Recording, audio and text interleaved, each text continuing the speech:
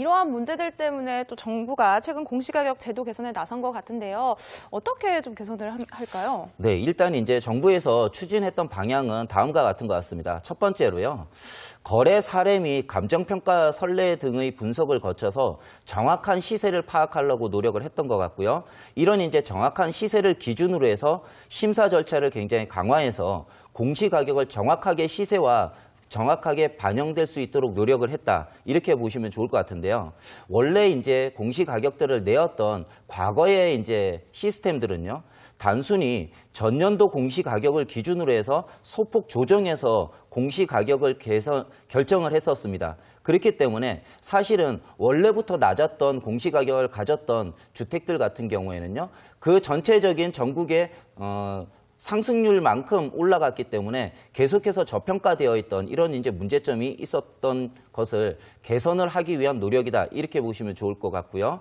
두 번째로요. 최근 실거래가 등이 가격이 급등하였거나 또는 공시가격과 시세와의 격차가 현저히 컸던 고가주택, 시세 15억 원이 초과하는 고가의 단독주택을 중심으로서 이런 형평성을 제고하기 위한 노력을 했다. 이렇게 보시면 좋을 것 같습니다.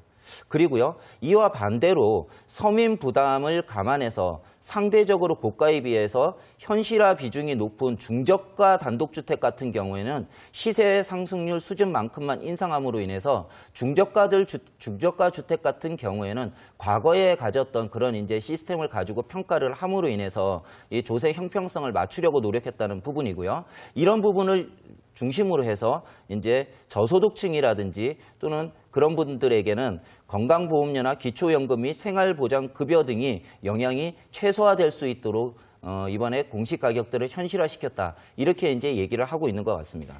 네, 이처럼 정부가 공시가격의 핀셋 인상을 통해서 부작용을 최소화하기 위해 노력은 하고 있는데 좀 아직은 부족하다는 지적이 나오고 있어요. 네, 일단 이렇게 이제 정부에서는 이런 취지를 가지고 노력을 해서 공시가격들은 현실화시킬 수 있는 노력들을 했는데요. 시장에서는 다른 이제 얘기들도 나오고 있는 것 같습니다. 그래서 시장에서 지금 이제 이렇게 발표가 되고 나서는 여러 가지 이제 문제점들도 나오고 있는데요.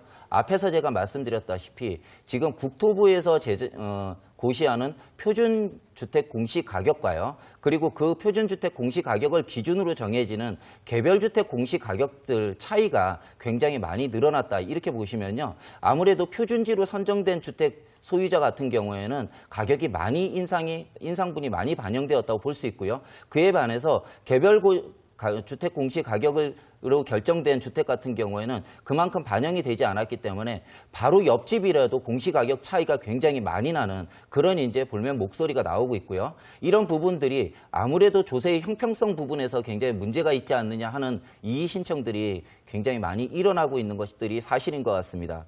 그렇기 때문에 사실은 이런 이제 정부에서 어떤 정책을 추진해 가고요. 하는 부분들에 있어서는 지금 이제 문재인 정부에서 이런 정책들을 추진하는 부분에 대해서는 일견 이해가 가는 부분이 있을 것 같습니다. 하지만 이런 부분들을 정확하게 빨리 마무리 지어서 문재인 정부 내에서 이런 이런 것들을 정책화시키려고 하는 노력들을 너무 급하게 하다 보니까 시장에서 이제 여러 가지 부작용들이 나타난다고 볼 수 있는데요.